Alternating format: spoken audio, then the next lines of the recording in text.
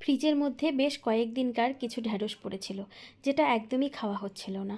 তো ভাবলাম এটাকেই বানিয়ে ফেলি বেশ রসিয়ে। তো ঢ্যাঁড়সগুলো খুব ভালো করে ধুয়ে দু টুকরো করে কেটে নিয়েছি। এবার অন্যদিকে একটা মশলা তৈরি করে নেব। নিয়েছি সর্ষে, সাদা সর্ষে, কালো সর্ষে।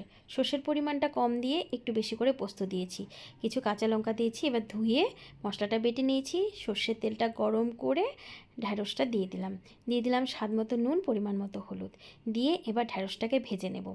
ভালো করে ভেজে নিতে হবে, যেন ভেজা ভেজা ভাবটা একদমই না থাকে। যখন ভাজাটা হয়ে যাবে, ওই যে সর্ষে বাটা আর পোস্ত বাটার পেস্টটা বানিয়ে রেখেছিলাম দিয়ে দিলাম। দেওয়ার পরে গ্যাসের ফ্লেমটা বাড়িয়ে 1 মিনিটের মতো নাড়াচাড়া করে নিলাম। তারপরে বাটি ধোয়া জলটা দিয়ে দিলাম। এবার নাড়াচাড়া করে ঢাকা চাপা দিয়ে দিলাম।